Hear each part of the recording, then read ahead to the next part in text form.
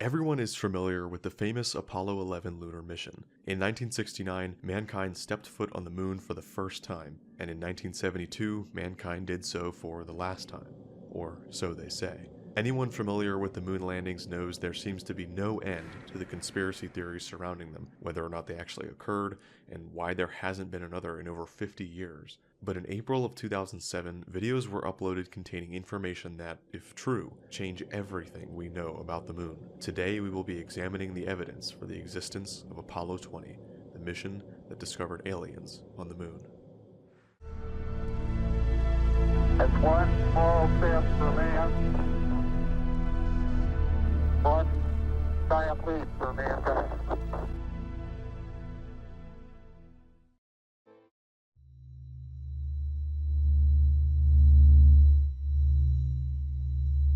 The story begins with a series of videos uploaded in the spring of 2007 on the YouTube account Retired AFB. Since then, these videos have been deleted, though they have survived by re-uploads on other accounts. These videos claim to be footage taken during NASA's secret Apollo 20 lunar mission, a joint US-Soviet operation launched from Vandenberg Air Force Base to explore a large extraterrestrial craft found on the moon during the previous secret mission, Apollo 19. In these videos, footage of the craft is shown called the Cigar, for its distinctive cigar shape, as well as the ruins of an ancient city, and most notably, up-close shots of the Mona Lisa, an alien female found in stasis in the lunar craft. Obviously, these videos stirred the pot of the online alien community, with many believing the things presented on a whim. Because the original uploads have been lost on both YouTube and Rever, a now defunct platform on which they were also posted, the context provided by Retired AFB in the descriptions and comment sections have been mostly lost. The man who allegedly ran this account was William Rutledge,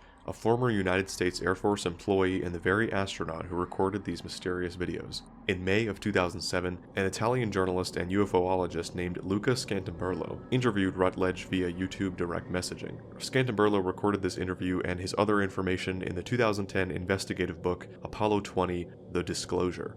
It is here that some of what Retired AFB posted in his comment sections and descriptions on now deleted videos survive. The original video's description reads, "Videos of the boldest and most secret Apollo mission.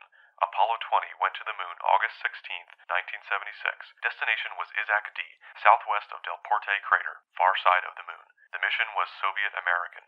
Crew was William Rutledge, CDR, former of Bell Laboratories, Leona Snyder, CSP, Bell Laboratories, and Alexei Leonov, Soviet cosmonaut, former Apollo-Soyuz mission. Station 1 on the moon was the city. Station 2 was the ship. During the 4 EVA, LMP, and CDR brought technical objects from the ship and a body, one of the two pilots of the alien spaceship. The body, the city, and the ship were very old.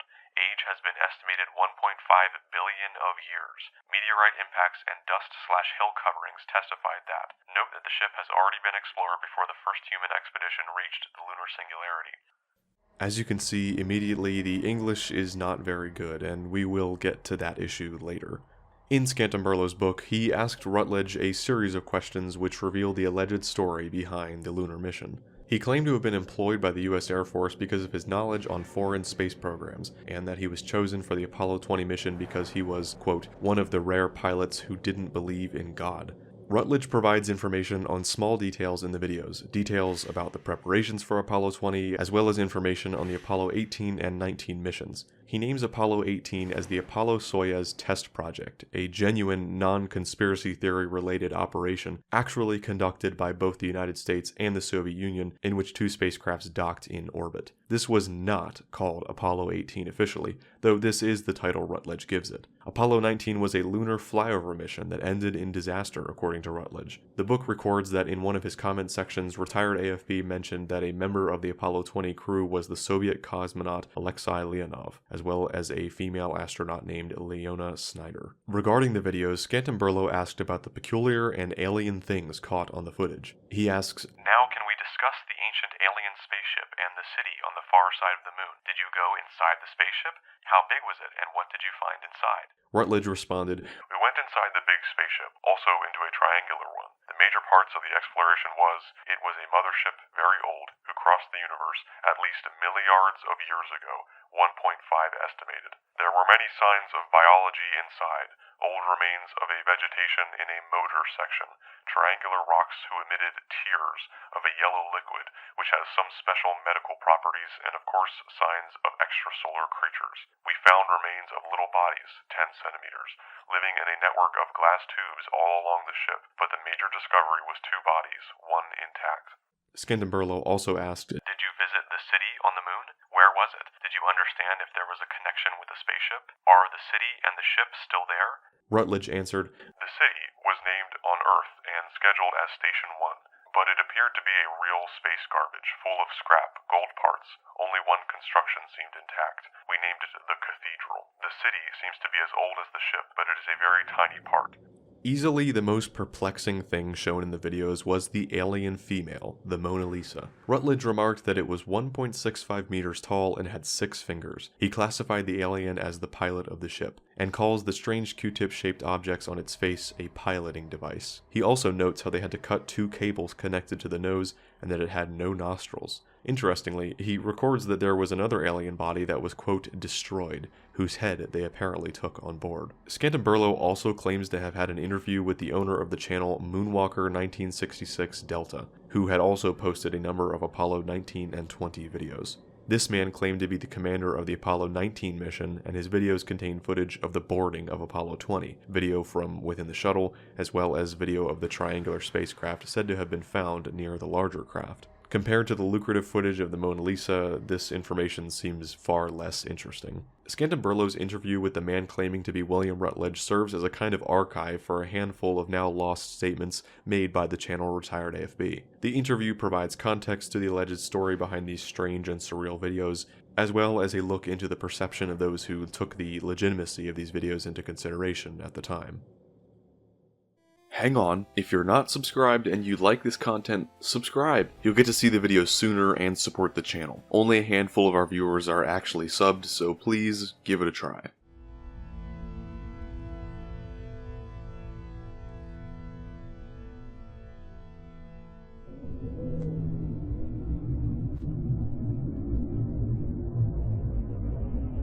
So far, we have nothing but a handful of YouTube video clips containing some slightly creepy and oddly fascinating footage of what appears to have been an entire alien civilization on the moon. Despite the film having all the hallmarks of a fraud, conveniently timed moments of fuzziness, inexplicable recording and publishing of information that would realistically be beyond classified if genuine, and an all-around cheapness to the production, many people believe these things to be true without question, though it truly does not take long to find the origin of this story. Even a brief look into this topic on the internet will lead you to the name Thierry Speth. He is a French author and without a doubt the man behind the Apollo 20 hoax. In connection to the Apollo 20 story, you will find Speth's 2016 book called Apollo 20: The Unknown Mission. It is a narrative-style book written from the perspective of Speth himself, in which he goes to Rwanda to meet William Rutledge, who provides for him his entire testimony, making the rest of the book from the perspective of the Rutledge character. The book chronicles the life of William Rutledge, the discovery of the cigar, the recruitment of the astronauts for the Apollo 20 mission, and the story of how they found the alien city, spacecrafts, and bodies. The book opens with a cheeky disclaimer that it is fictional, saying, This story is a fiction. Some public names appear, but any resemblance with people or situations having existed or occurred is purely accidental. But, of course, it is possible to believe. It is just a testimony.